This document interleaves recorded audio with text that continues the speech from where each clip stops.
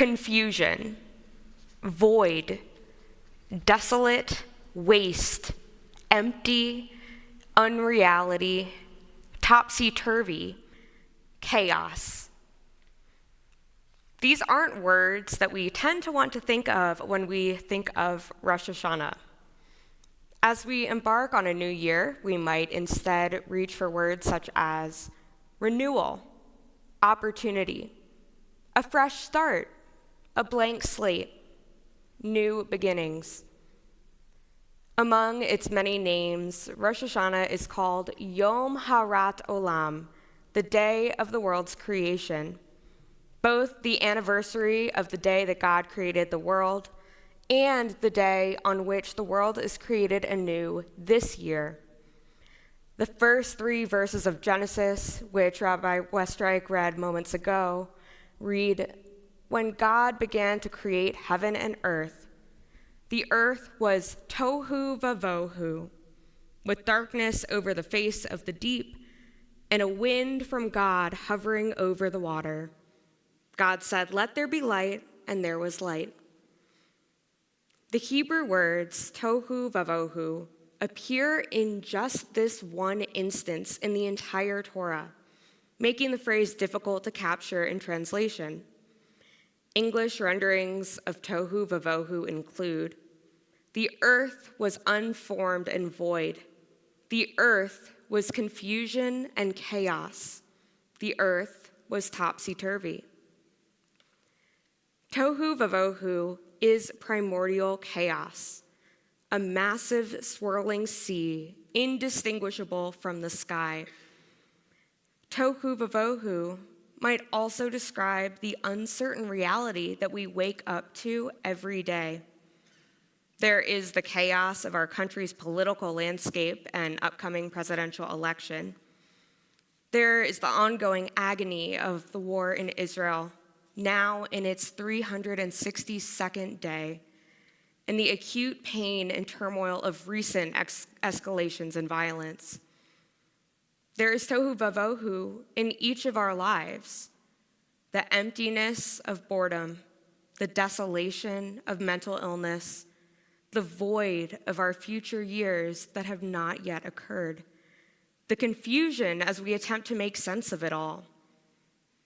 But tohu vavohu is also the raw materials of the universe, the building blocks of creation.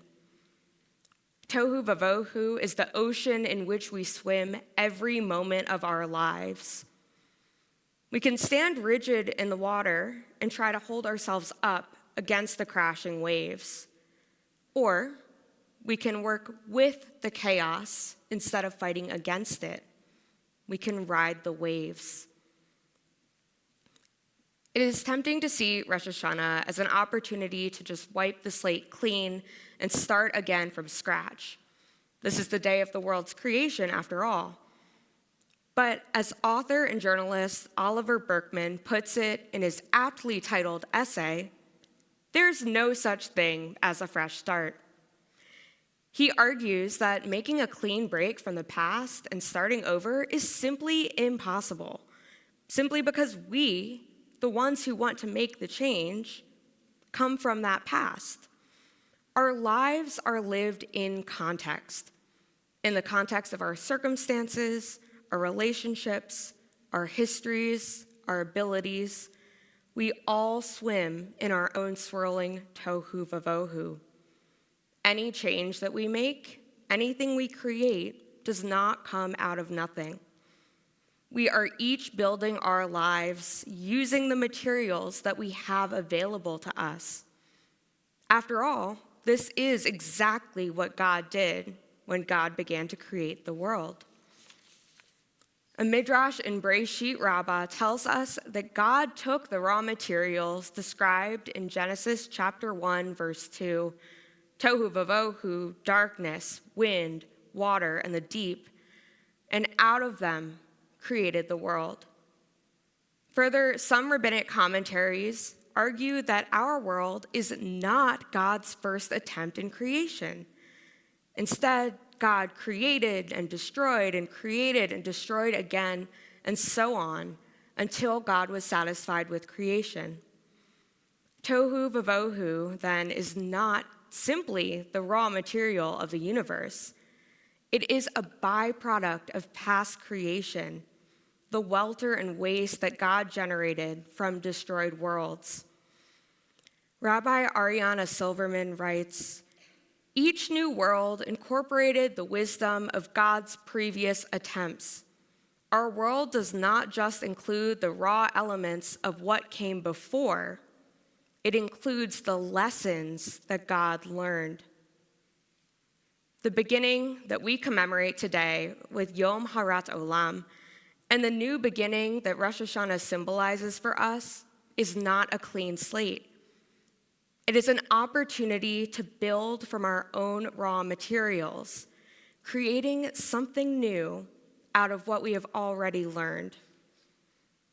As an educator, I aim to approach Jewish learning by embracing the confusing chaos of tohu vavohu that is present in our lives.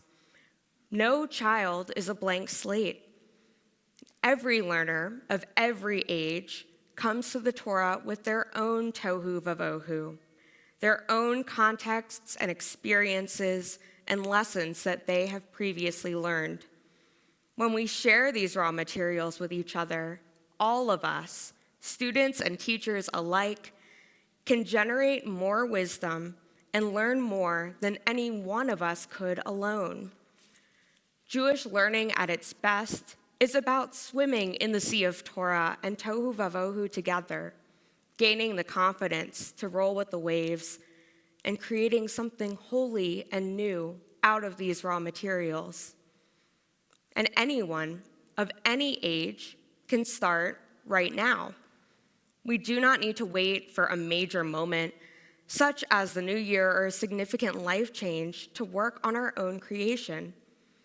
In her new book, The Place of All Possibility, Rabbi Adina Allen writes, "What if, instead of believing that there will be some perfect moment when the chaos and void of our lives will subside, we could recognize that every moment, brimming with chaos and void, is in fact the perfect moment?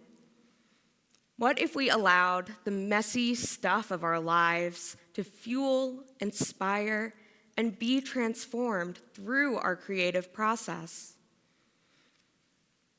If we wait for the waves to stop crashing against us, if we wait to become strong enough to hold back the tides of tohu vavohu and make the sea stand still, we will be waiting for the rest of our lives." Rabbi Akiva, the legendary rabbi of Roman times, is regarded by the Talmud as one of the greatest scholars and teachers of all time. But Akiva did not begin to even learn how to read until he was 40 years old. The Talmud recounts, when Akiva was 40, he was standing by the mouth of a well, and he wondered, "Who hollowed out this stone?" Passing rabbis answered, "Akiva, haven't you learned that water wears away stone, as we read in the book of Job? Water hollowed out the stone by falling upon it constantly, day after day." When he heard this, Akiva asked himself, "Is my mind harder than this stone? I will go and study at least one section of Torah." He went directly to his schoolhouse, and he and his young son began reading from a child's tablet. Rabbi Akiva took hold of one end of the tablet and his son the other end. The teacher wrote down the Aleph Bet for him, and he learned it. He went on studying until he learned the whole entire Torah. Rabbi Akiva knew that the perfect moment to begin is the present moment. He did not wait until his own son had finished his learning, or to earn enough money so that he could go and learn, or until the Roman persecution of the Jewish people subsided. Rabbi Akiva saw how water wears away stone. So instead of continuing as a boulder buffeted by the waves of tohu vavohu, he learned to swim. The chaos that surrounds us can be overwhelming, but it is exactly at this moment of intense overwhelm that we must loosen our grip and learn to move with the waves. Several years ago, I read a novel by Richard Powers called The Overstory, and one scene has stuck with me ever since. The novel follows a group of environmental activists as they protest the logging of redwood trees. Two characters named Nick and Olivia become tree sitters, camping high in the limbs of one redwood for months on end. And then, one night, there's a fearsome storm. Powers writes the scene from Nick's point of view. Winds liquefy the air and hail pelts them through the needles. Nick swings like a sliding weight on the world's tallest metronome. As sure as he knows anything, he knows he's going to die. He's clenched from jaw to toes, clamped to life with all that's left in his body. Then he hears Olivia scream at him through the hail, "Don't fight, don't fight." The words slap him, and he can think again. She's right. Clenched, he won't last another 3 minutes. Relax, ride. The storm is nothing to a redwood. Thousands of these storms have blown through this crown, tens of thousands, and all the tree ever had to do was give. Nick surrenders to the rage as this tree has done through a millennium of killer storms. Yes, storms will bring down trees this size, but not tonight, not likely. Tonight, the top of a redwood is as safe a spot in this gale as any. Just bend and ride. Long past the hour when his clenched fists would have given out, Nick and Olivia laugh and whoop into the storm. Tohu vavohu, the messy raw materials of our lives, can overpower us like the howling wind and pouring rain. But Rosh HaShanah, Yom HaRat Olam, comes to remind us that tohu vavohu is what we are made of. The redwoods have grown for thousands of years, nourished by the rain and pollinated by the wind. They grow so tall because they have learned to bend and sway. We are created from tohu vavohu, the building blocks of our circumstance, our past experiences, and most importantly, the wisdom we have gained. In this new year, may we let ourselves slacken our grip and ease into this messiness and uncertainty. Once we do, the possibilities are endless for what we might create. L'Shana Tova.